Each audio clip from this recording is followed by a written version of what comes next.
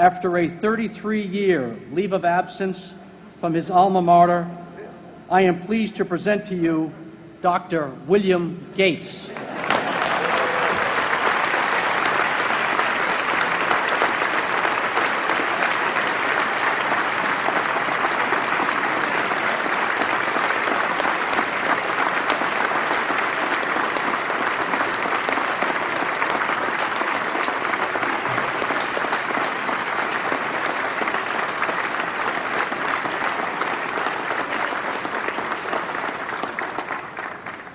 Thank you.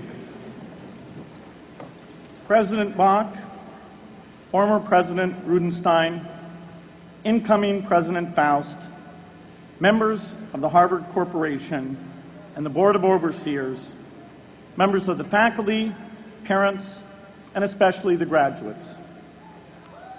I've been waiting more than 30 years to say this. Dad, I always told you I'd come back and get my degree.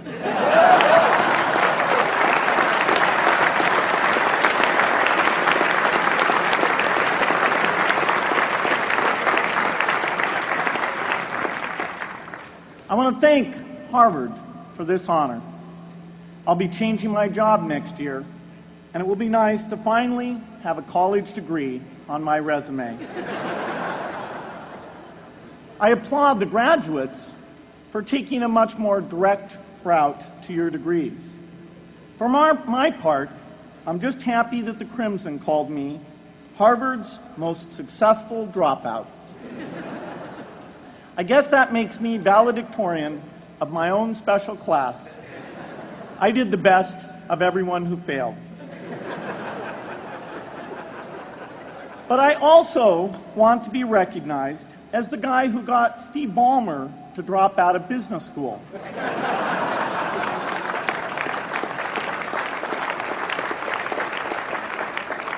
I'm a bad influence. That's why I was invited to speak at your graduation. If I'd spoken at your orientation, fewer of you might be here today.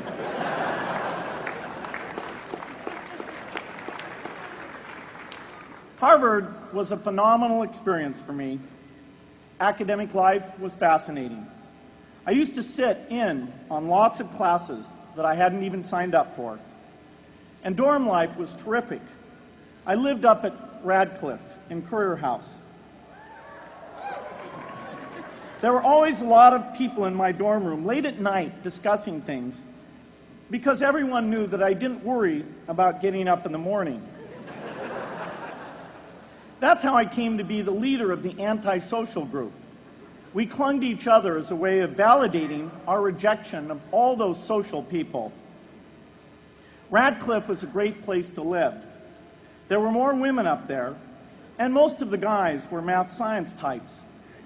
The combination offered me the best odds, if you know what I mean. That's where I learned the sad lesson that improving your odds doesn't guarantee success. One of my biggest memories of Harvard came in January 1975 when I made a call from Currier House to a company in Albuquerque, New Mexico that had begun making the world's first personal computer. I offered to sell them software.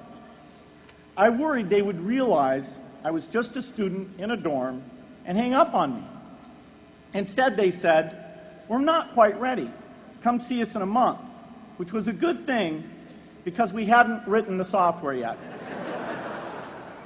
From that moment, I worked day and night on the extra credit project that marked the end of my college education and the beginning of a remarkable journey with Microsoft. What I remember above all about Harvard was being in the midst of so much energy and intelligence. It could be exhilarating, intimidating, sometimes even discouraging, but always challenging. It was an amazing privilege, and though I left early, I was transformed by my years at Harvard, the friendships I made, and the ideas I worked on. But taking a serious look back, I do have one big regret. I left Harvard with no real awareness of the awful inequities in the world, the appalling disparities of health and wealth and opportunity that condemn millions of people to lives of despair. I learned a lot here at Harvard about new ideas in economics and politics. I got great exposure to the advances being made in the sciences. But humanity's greatest advances are not in its discoveries, but in how those discoveries are applied to reduce inequity.